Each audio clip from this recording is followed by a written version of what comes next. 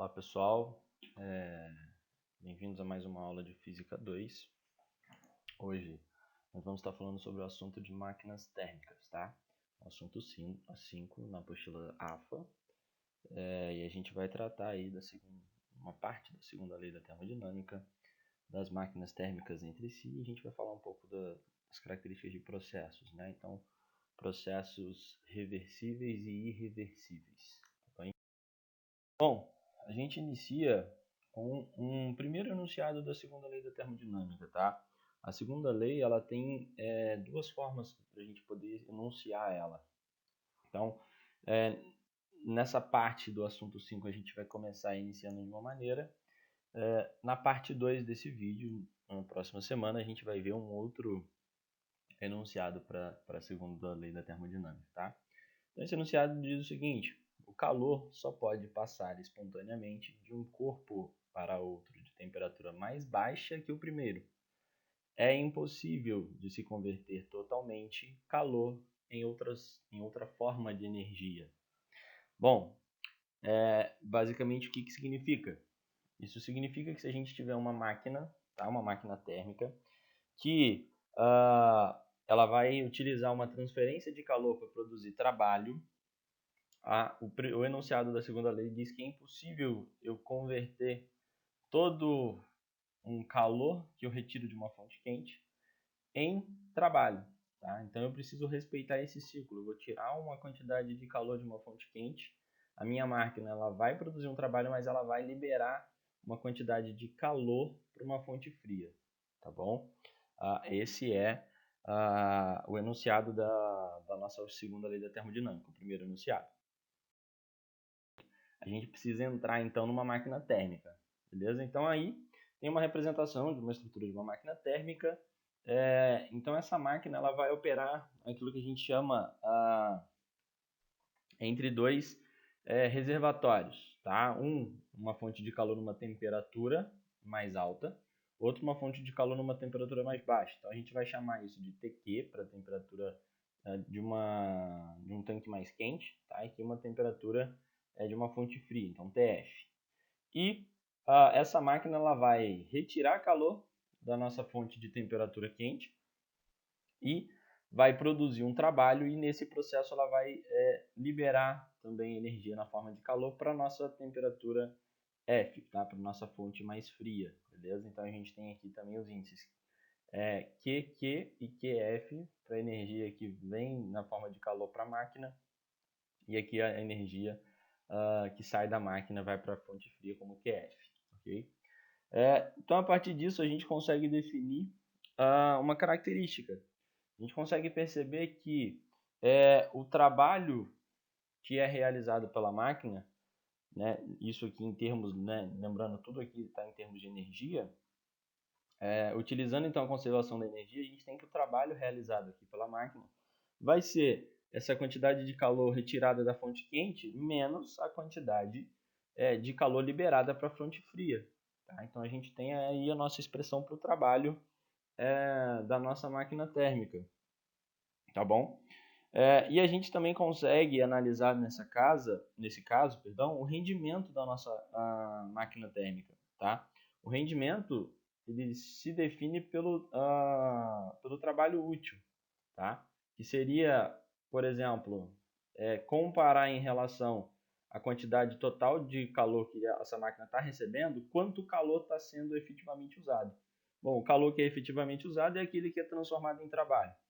E o que a máquina térmica retira é o calor da fonte quente, então é o nosso QQ, ok? E aí a gente tem então uma expressão para o nosso cálculo do rendimento dessa máquina térmica, tá? Abrindo a expressão para o trabalho lá em cima, a gente consegue determinar também uma expressão para o rendimento que vai depender não diretamente do trabalho, mas aí sim das quantidades de calor que essa máquina ela vai roubar, ou seja, ela vai retirar da fonte quente, e em relação ao que ela vai liberar para a fonte fria. Então a gente abrindo aqui a expressão para o trabalho e resolvendo aqui, né, esse denominador, abrindo em duas frações, a gente consegue a seguinte relação, que o rendimento desta máquina térmica, ela vai depender de 1 menos uma relação entre o calor liberado para a fonte fria dividido pelo calor retirado da fonte quente, ok? Observe que por essa relação, como aqui eu tenho uma razão, a gente tem que o nosso rendimento dessa máquina térmica ele vai variar sempre entre 0 e 1. Tá? Ele vai ser 0 quando a gente tiver aqui uma razão igual, tá? Ou seja, na verdade, a gente não está produzindo trabalho, porque a quantidade de calor que eu estou liberando para a fonte fria vai ser igual à quantidade de calor que eu estou retirando da fonte quente. Então aqui dá 1, 1 menos 1, o trabalho é 0, ou até 1. E 1 já seria o rendimento ideal, né? Seria o que a gente vai tratar lá para frente de uma máquina térmica ideal, onde nós teríamos uma máquina térmica que pegaria toda a sua quantidade de calor retirada da fonte quente e transformaria em trabalho, ou seja, não liberaria nenhuma quantidade de calor para a nossa fonte fria, o que faria com que essa razão aqui desse 0 e a gente tivesse o rendimento igual a 1.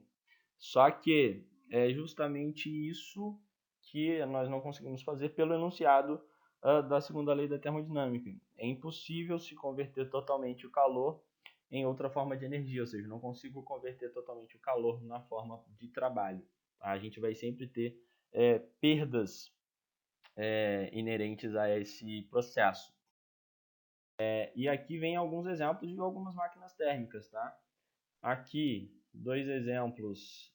Aqui um esquema do que foi a primeira máquina térmica utilizada. Ela foi utilizada lá na Inglaterra, né, na Grã-Bretanha de uma maneira geral, para se retirar líquidos de minas de carvão, tá? Para se drenar as minas de carvão. E aqui estaria uma representação montada de uma outra máquina térmica também, uma das primeiras que foram utilizadas, né, nos processos. E aqui o exemplo de um trem, de uma Maria-Fumaça, que utiliza justamente isso. Ela é uma máquina térmica que utiliza calor vindo da caldeira, que é alimentada por madeira, por carvão, para realizar um trabalho. O trabalho esse que seria a movimentação de todo esse trem. Ok? Bom, há também máquina térmica, mas que também vai ser uma máquina térmica, mas com um processo inverso, um processo diferente, que é o nosso refrigerador. Qual seria o esquema do nosso refrigerador? Bom, o nosso refrigerador, a ideia dele é que você retire calor de uma fonte fria para deixar ela ainda mais fria, só que e libera esse calor para uma outra fonte, que é uma fonte quente, ou seja, você está vindo de uma fonte fria, tentando tirar calor dela para ela se resfriar ainda mais e levando esse calor para uma fonte quente. Tá? Esse processo é um processo não espontâneo. Para ele acontecer, a gente precisa que a nossa máquina térmica, então, ela receba um trabalho. Tá? Então, no refrigerador, a nossa máquina térmica ela vai receber um trabalho para conseguir tirar calor de uma fonte fria e mandar esse calor em direção a uma fonte quente, num processo contrário. Tá?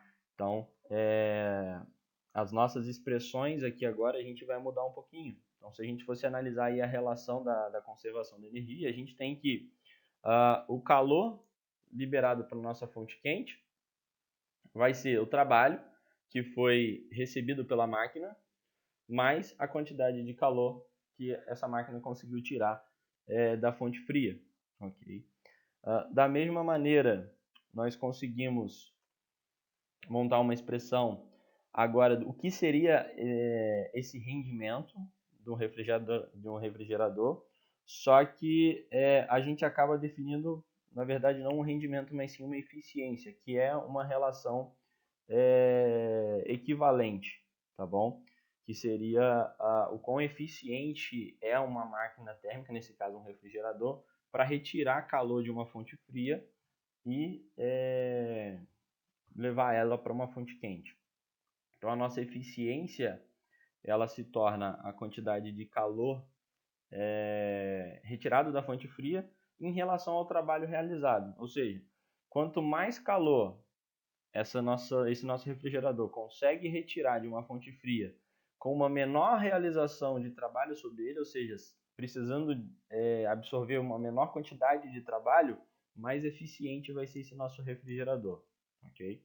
E aí, abrindo também as expressões, a gente vai conseguir também estabelecer uma expressão para nossa eficiência em relacionado apenas a nossa quantidade de calor da fonte quente e uma razão com a quantidade de calor da fonte fria. Observe que a nossa expressão agora, para a nossa eficiência de um refrigerador, ele não é restrito a um valor entre 0 e 1. Tá? Dessa maneira, como ele não tem essa restrição, ele também não pode ser expresso em porcentagem, coisa que a nossa eficiência da máquina térmica convencional, ou seja, num processo natural, a gente consegue representar essa eficiência num valor percentual, ok? Alguns exemplos para a gente de um refrigerador é nós tomarmos diretamente exemplos da geladeira que temos em casa. Então, esse primeiro exemplo seria para uma geladeira que teria aquele compartimento do congelador interno, tá? Então é aquela que tem uma porta só, ok? Então a gente tem aí o esquema explicando um pouco o circulamento desse gás. Então a gente tem a nossa parte de trás aqui, que é a parte do nosso condensador, em que a gente tem aqui um processo em que o gás está numa temperatura mais alta. Ao entrar aqui, a gente tem uma válvula, que é a nossa válvula de expansão, que faz com que o gás sofra um processo de expansão e com isso ele reduz a sua temperatura.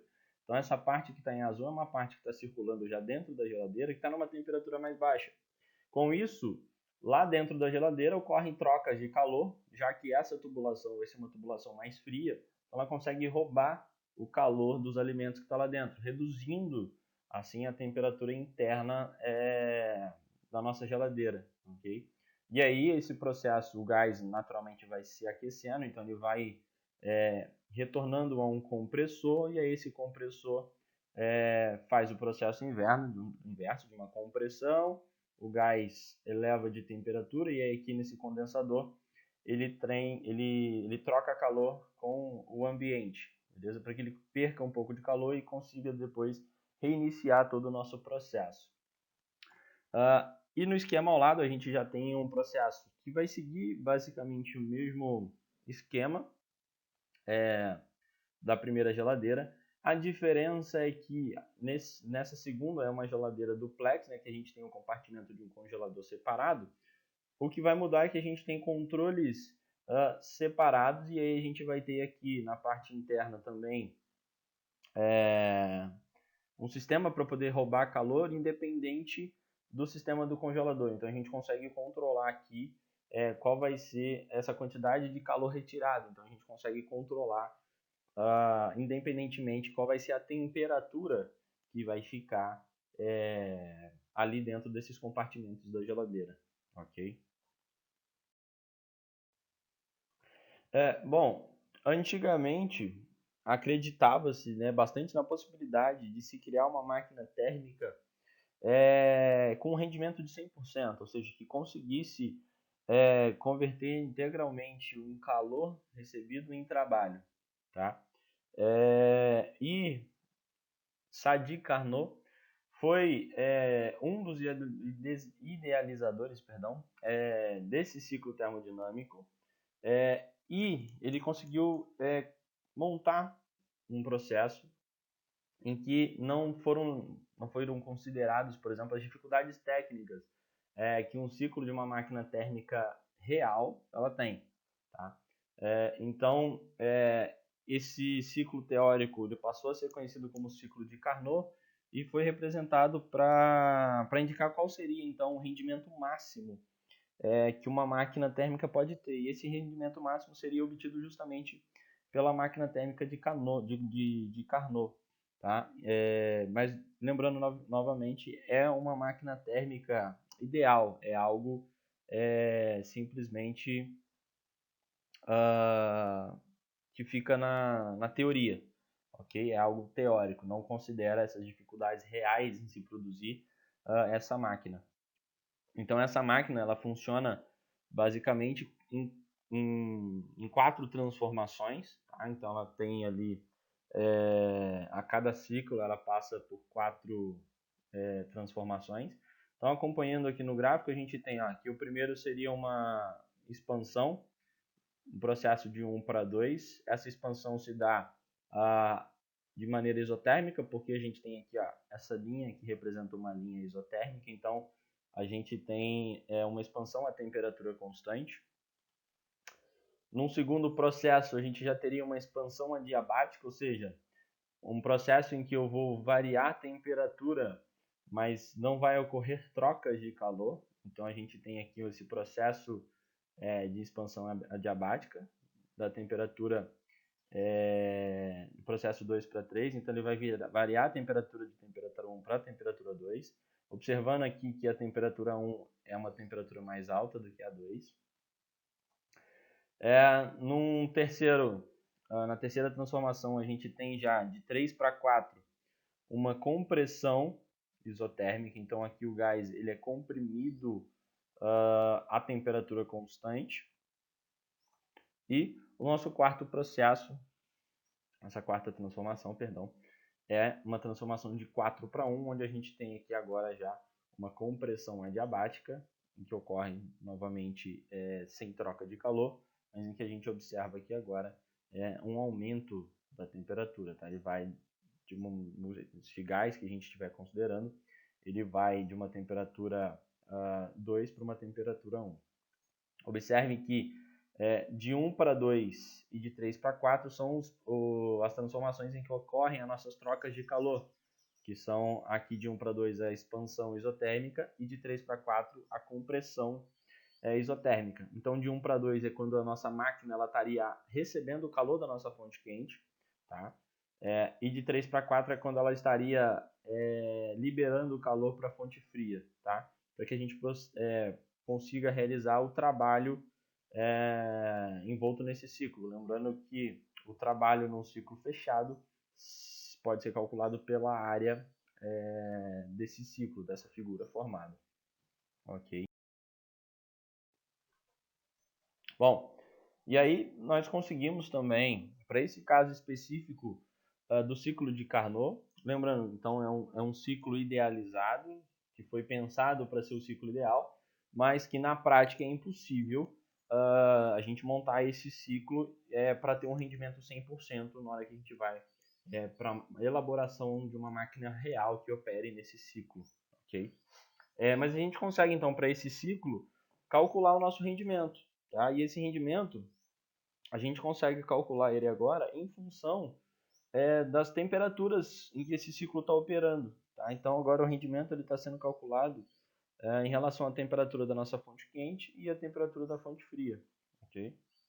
Então, a gente tem que o rendimento para essa máquina de Carnot vai ser dado por 1 menos a temperatura na fonte fria dividido pela temperatura na fonte quente, tá? Novamente, o nosso rendimento aqui está restrito de 0 a 1 e pode ser expresso em porcentagem, ok? E aí a gente tem, associado a isso, então, o enunciado do princípio de Carnot. Nenhuma máquina térmica real, operando entre dois reservatórios térmicos, T1 e T2, pode ser mais eficiente do que a máquina de Carnot, operando entre os mesmos reservatórios. Justamente porque a máquina de Carnot é uma máquina idealizada, mas que não consegue ser produzida no nosso mundo real, ok? Então a gente tem ali um limite de eficiência para as nossas máquinas reais, que elas nunca atingiriam um rendimento de 100%, ok? Bom, associado a isso, nós também conseguimos então calcular qual seria a nossa eficiência para um refrigerador baseado no ciclo de Carnot. Também a gente vai conseguir expressar essa eficiência em função das temperaturas, a temperatura da fonte quente e a temperatura da fonte fria. E aí com isso Carnot também conseguiu estabelecer uma relação para que relaciona a quantidade de calor trocado, né? Então a quantidade de calor da fonte quente com a quantidade de calor liberada para a fonte fria, com as temperaturas de operação dessas fontes. Tá? Então uma razão entre a quantidade de calor da fonte quente pela fonte fria é igual ao negativo da temperatura de operação da fonte quente sobre a fonte fria. Okay? E aí, então, observem que, pelo enunciado, e para a gente comparando com a nossa equação do rendimento, encontrar um rendimento numa máquina térmica de 100%, um rendimento igual a 1, aqui significaria ter um reservatório frio operando numa temperatura de 0 Kelvin, tá? Nessa temperatura absoluta de 0 Kelvin. Só que a própria lei a segunda lei da termodinâmica, ela garante que a gente não consegue existir tal rendimento, tá? E aí é por isso que a temperatura de 0 Kelvin é um zero absoluto. Tá? Pela segunda lei da termodinâmica, a gente consegue também garantir que a gente não consegue uma máquina que opere em ciclo e que atinja uma temperatura de zero absoluto. Tá? Então, seria uma máquina que conseguiria retirar calor de uma fonte e converter ele totalmente em trabalho. Então, pelo enunciado de Carnot, está aqui que isso é realmente algo impossível da gente conseguir no nosso mundo real, pelo menos, que essa máquina respeite a segunda lei da termodinâmica. Ok? Bom, e aí com a análise dessas máquinas térmicas, a gente consegue identificar e classificar o que a gente chama de processos reversíveis e processos irreversíveis. Tá? Então, um processo ele vai ser chamado de reversível basicamente quando o sistema ele passa por alguns estágios de um equilíbrio intermediário. Tá? Esses estágios são os caminhos que esse processo vai ocorrer. E aí, dessa forma, o processo a gente consegue reverter ele passando pelos mesmos estágios de equilíbrio, num caminho reverso. Okay? E aí, dessa forma, a gente acaba retornando às condições iniciais e, claro, isso sem interferência externa, tá bom? Então, a gente consegue também escrever que para um gás ideal, esses processos vão ser reversíveis se a gente conseguir, através da análise desses processos, traçar os seguintes gráficos. O gráfico pressão versus volume, ou o gráfico pressão versus temperatura, ou o gráfico volume versus temperatura. Tá? Então, para um gás ideal, quando a gente consegue traçar esses gráficos, a gente diz que o nosso processo é um processo reversível. E agora, para um caso real, na natureza, na verdade, todos os processos são irreversíveis. Okay? Agora, esses processos que a gente considera como reversível, eles na verdade são estudados a partir de uma simplificação da nossa teoria. Por isso que a gente consegue ter análise de alguns processos que são chamados de processos reversíveis. Tá? Então, eles são um caso especial oriundo de uma simplificação da teoria. Então, um processo reversível, por exemplo, pode ser uma compressão lenta de um gás. Então, vai ser um processo quase estático, ou seja, bem gradual no tempo, em que um sistema ele vai permanecer em equilíbrio termodinâmico. Tá? Então, a gente tem ali também um processo isotérmico, por meio, por exemplo, de um êmbolo de uma seringa. Então, quando vocês pegam uma seringa na mão, tampam a parte em que seria conectada a agulha, obviamente a seringa sem agulha, vocês conseguem isolar aquela parte e pressiona lentamente o êmbolo da seringa para que ocorra ali uma compressão. Se esse processo for feito bem lentamente, quando você solta esse êmbolo, ele vai naturalmente retornar à sua posição inicial. Tá? Então, esse é um exemplo de um processo reversível. Você comprimiu o gás, então um processo de compressão bem lento, foi feito basicamente de maneira isotérmica. Quando você liberar esse âmbulo e esse âmbulo puder se movimentar livremente, o processo oposto ocorrerá naturalmente. Tá? Então é um processo reversível, ok?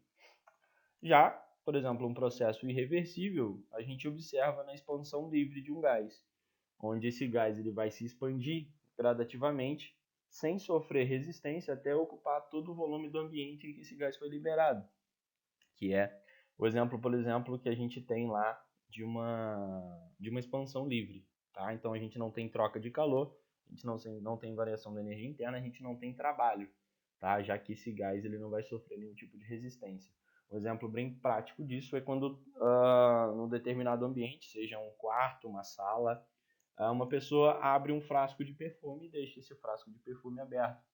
A evaporação daquele perfume vai fazer com que as moléculas desse gás se espalhem gradativamente ao longo da sala. E é impossível que você consiga pegar todas essas moléculas que saíram daquele frasco e retorná-las àquele frasco. Por isso, um exemplo de um processo irreversível. Ok? Bom, e aí, utilizando esse conceito de processo irreversível, no ano de 1865, Rudolf Clausius, ele conseguiu, então, utilizar isso para explicar algumas leis da natureza, tá? E a atuação disso num sistema isolado, sempre na tentativa de torná-lo mais desorganizado. Tá? E aí, com isso, com essa utilização, a gente passou a chegar à definição da nossa entropia. Tá? Então, a entropia, que a gente vai, claro, seguir estudando mais para frente, passa a ser, então, a medida da desordem de um sistema. Ok? E, por exemplo, tal conceito, né, o conceito de entropia, a gente passa a utilizar ele, então, para indicar um sentido natural para as coisas, tá? Seria um processo espontâneo. Como, por exemplo, um objeto caindo, é explicado, por exemplo, como um processo natural, para que ocorra um aumento dessa desordem, ou seja, um aumento de entropia, uma pedra de gelo derretendo, ou até mesmo o envelhecimento dos seres vivos, tá? Tudo isso obedecendo sempre a nossa definição de entropia, ou seja, seria a medida da desordem do sistema. Então, a entropia está ligada diretamente com os processos irreversíveis. Então, se naturalmente nós temos apenas processos irreversíveis, nós não conseguimos reverter isso, isso leva a essas conclusões. Então, por isso que a gente não consegue pegar uma pessoa mais idosa e reverter o processo de envelhecimento dela. Tá? O processo de envelhecimento dos seres vivos é um processo irreversível, é um processo em que a entropia do sistema, ou seja, a desordem desse sistema, aumenta continuamente. Ok? Na nossa aula de hoje a gente vai parar por aqui. Na próxima aula do assunto 5 a gente vai continuar o estudo agora entrando mais a fundo no conceito de entropia e nos seus cálculos relacionados. Mas aí para hoje eu trouxe agora um exemplo para que a gente possa fazer. Tá? Então, esse é um exercício 10 na página 390, um exercício nível 2 da AFA, tá? Da prova da AFA 2014. Então, o enunciado é o seguinte: dispõe-se de duas máquinas térmicas de Carnot. A máquina 1 trabalha entre as temperaturas de 227 graus Celsius e 527 graus Celsius, enquanto a máquina 2 opera entre 227 Kelvin e 527 Kelvin. Analise as afirmativas a seguir e responda ao que se pede. Então, a afirmativa 1, a máquina 2 tem maior rendimento que a máquina 1. Afirmativa 2, se a máquina 1 realizar um trabalho de 2.000 joules, terá retirado 6.000 joules de calor da fonte quente. Afirmativa 3, se a máquina 2 retirar 4.000 joules de calor da fonte quente, liberará aproximadamente 1.720 joules de calor para a fonte fria. Afirmativa 4, para uma mesma quantidade de calor retirada da fonte quente pelas duas máquinas, a máquina 2 rejeita maior calor para a fonte fria, ou seja, uma maior quantidade de calor para a fonte fria. Então vamos lá, vamos analisar uma por uma. Bom, então a nossa afirmativa 1, ela está basicamente associando o rendimento das nossas duas máquinas. Então a gente utiliza a nossa equação para o rendimento de uma máquina térmica para poder calcular isso para as duas máquinas. O que a gente tem que observar é o seguinte: apesar da gente ter aqui diretamente uma relação, né, de razão entre essas temperaturas, a gente deve utilizar sempre a temperatura na escala absoluta, então na escala Kelvin. Então, a primeira máquina que foi informada a temperatura em Celsius, a gente precisa converter isso para Kelvin. Tá? Então, 227 para 227 graus Celsius, em Kelvin dá 500 Kelvin. 527 graus Celsius para Kelvin são 800 Kelvin, beleza? E aí a gente prossegue fazendo esse cálculo. Então, a resolução disso vai dar um rendimento de 0,375, que no caso, passando para porcentagem, um rendimento de 37,5%, ok? E aí, para a gente poder responder a afirmativa 1, a gente precisa simplesmente calcular o rendimento da nossa segunda máquina térmica. Essa sim já é informada com uma temperatura na escala absoluta Kelvin. Então, a gente chega no cálculo de que o rendimento para essa máquina térmica 2 em porcentagem é de 56,9%. Bom, portanto, a afirmativa 1, a máquina 2 tem maior rendimento que a máquina 1? Sim, a máquina 2 tem maior rendimento que a máquina 1. Então, a afirmativa número 1 é verdadeira, ok? Bom, aí a gente passa para a análise da nossa segunda afirmativa. Na afirmativa 2, ele já tem afirmando que se a máquina 1 realizar um trabalho de 2.000 joules, terá retirado 6.000 joules de calor da fonte quente? Bom, então vamos analisar agora, já que a gente tem o valor do nosso rendimento para a máquina 1, qual vai ser essa relação aí trabalho-calor retirado da fonte quente, tá? Então, utilizando a nossa equação para o rendimento, agora relacionando trabalho e quantidade de calor, a gente tem um rendimento para a máquina 1 de 0,375. E aí, pelos dados, ele falou que se essa máquina realizar um trabalho de 2.000 joules, ele vai ter retirado 6.000 joules de calor da fonte quente. Então, trocamos o trabalho para 2.000 e vamos encontrar qual vai ser essa quantidade de calor retirado da fonte quente para envolver esse processo. Bom, então, resolvendo, né, trocando ali, multiplicando cruzado para isolar a nossa quantidade de calor retirado da fonte quente, a gente vai ter que, para esse processo, a quantidade de calor retirado da fonte quente para realizar o trabalho de 2.000 joules vai ser de 5.333,33 joules. Tá? Essa fração aí, essa razão, ela dá uma dízima periódica, ok?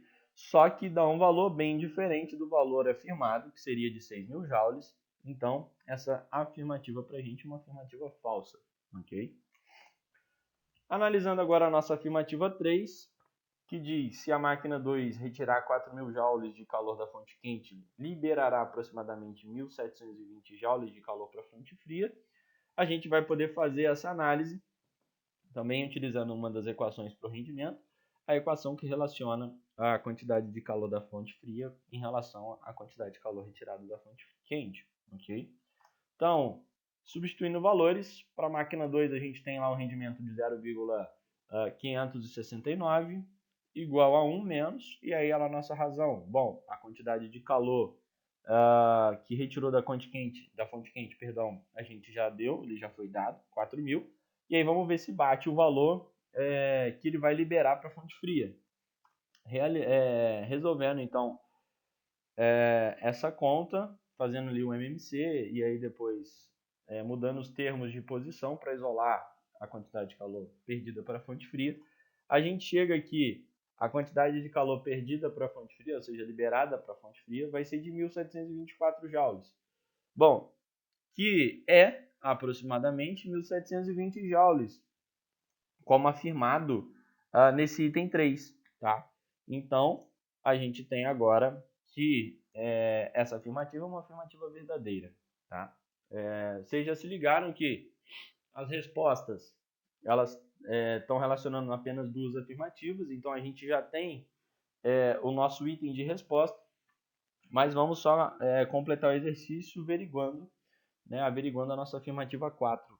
A nossa afirmativa 4, ela já diz o seguinte, ela diz que para uma mesma quantidade de calor retirada da fonte quente pelas duas máquinas, a máquina 2 vai rejeitar mais calor para a fonte fria. Bom, esse vai ser um item que a gente vai analisar comparando diretamente os rendimentos que a gente já encontrou para essas duas máquinas. Pela definição do rendimento, ele está medindo o quão a máquina consegue produzir trabalho com a quantidade de calor que retira da nossa fonte quente. Ou seja, uma máquina com maior rendimento significa que ela retira uma certa quantidade de calor da fonte quente, realiza trabalho, liberando assim uma menor quantidade de calor para a fonte fria. Então, quanto maior o rendimento, mais o trabalho realizado, menos calor perdido para a nossa fonte fria. Então, naturalmente, quem vai rejeitar mais calor para a fonte fria é quem tiver um rendimento menor, tá bom? Então, já que essas duas máquinas vão estar retirando a mesma quantidade de calor de uma fonte quente, vai rejeitar uma maior quantidade de calor para a fonte fria quem tiver menor rendimento. E aí, nesse caso, quem rejeita a maior quantidade de calor é a nossa máquina 1, que tem um rendimento de 37,5%. Portanto, a afirmativa 4 é uma afirmativa falsa. Okay? Então, a gente conseguiu identificar a resposta para o nosso exercício, letra B, estão corretas as afirmativas 1 e 3. Ok? Então, peço aos senhores que façam os exercícios da apostila, tá? Lembrando que esse assunto a gente vai quebrar ele em dois, então a gente parou no meio, depois a gente vai prosseguir na nossa próxima aula. E peço também para que mandem dúvidas no grupo da turma, não somente desse assunto que a gente acabou de estudar, mas também de qualquer outro assunto já passado. Lembrando que para a galera veterana também fique à vontade para mandar dúvidas de assuntos até futuros que a gente ainda vai trabalhar, beleza? Então, até uma próxima aula, pessoal.